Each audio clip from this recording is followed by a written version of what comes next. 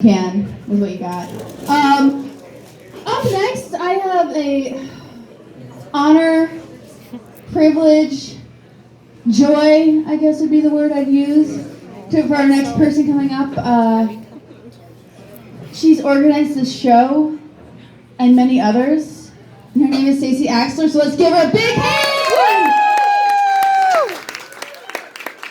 Oh, thank you so much, everyone. Can we get a round of applause to all the comics that have gone before me? So funny. Thank you all so much for coming out tonight. You are a great crowd. Here we are. We're a few weeks into 2020. 2019 was an interesting year for me. I don't know if you all experienced something similar. In 2019, I was walking down the street one day, and I was trying to cross 14th Street. I was in D.C. I was actually walking to another show, but I was trying to cross 14th Street because I got the cross signal, and this man in a car was trying to turn onto 14th Street, so he had to wait until I crossed the street. And after I completed the cross, he rolled down the window of his car, and he shouted at me, and he said, "What is wrong with you? What is wrong with you?" And I guess he was really upset because he had to wait to drive his car. And everyone, I'm a normally very pleasant person, but something about what he said really struck a chord with me, and I yelled back at him, and I said, "You don't even want to know! So much is wrong with me, you don't even want to know! Sir, you don't want to know half of it!" And everyone, he drove away, so I think I got the best of that exchange. If I could summarize 2019 in one anecdote, it would be that. 2020, this is a crowd that does not like resolutions, I guess. And you know what? I respect that. That's real. You all are real people. Right after the new year, you're scrolling on social media. You see everyone's making some kind of resolution. I saw on January 2nd, I was on Instagram, one of my friends posted this sunset picture. And they had this caption, which I guess was their resolution. I'm still trying to piece it together. But she said, "Let happiness be the journey, not the goal." And I keep thinking about that because that advice is so backwards to me. Like, my goal is to be happy, okay? Like, I'm like you all probably. I just want to be happy. I'll even settle for satisfied, to be totally honest with you. Because normally I'm just so blah. But first satisfied, then happiness. But yeah, a lot of people have like weird advice. There's a lot of weird things kind of going on in the first few weeks of 2020. I work in social media, which is why sometimes I'm surprised that I get so weirded out by social media. I should be good at it. I'm not. I'm not as good as maybe a younger person. The other day on Twitter, I saw the following thing was trending. It was a hashtag. And the hashtag was hashtag seduce someone in 4 words. And I kept staring at the hashtag for like 4 hours. And I was like, imagine being so good with your words, you only need 4 of them to seduce anyone. I feel like I would need at least 5 sentences. That's like an optimistic way to look at it. I think I would really need like a book. I couldn't do it in 4 words. I just can't. The hashtag doesn't even apply to me anymore. Books. Who likes books? Oh, okay. You're books. I know. I love it. In this day and age, books got a resounding cheer. Yes, I do like books. During the holidays a few weeks ago, I was with I'm going to be honest with you, I wasn't doing anything. I had nothing planned. I was totally isolated from my self-imposed isolation. And I was like, I have nothing to do. I'm bored. So I called up my mom. And I was like, "Mom, I don't know what to do.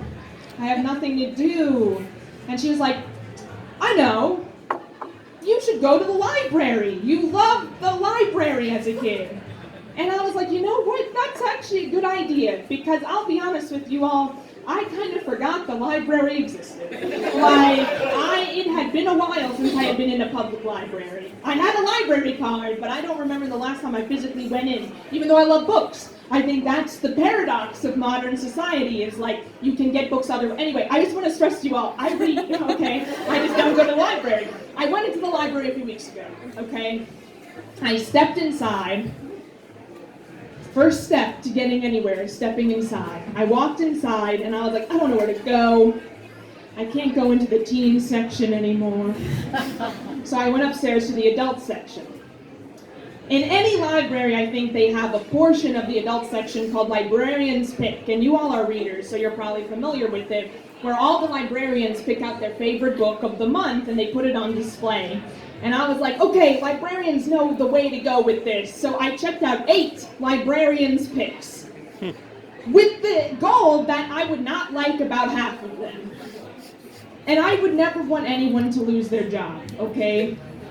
But some of these librarians picked out horrible books. Like not just boring books, which is what I was anticipating, but probably the worst books I've ever read. And I'm like, the librarian should be able to pick out a good book. These are librarians' pick. Here's the thing though.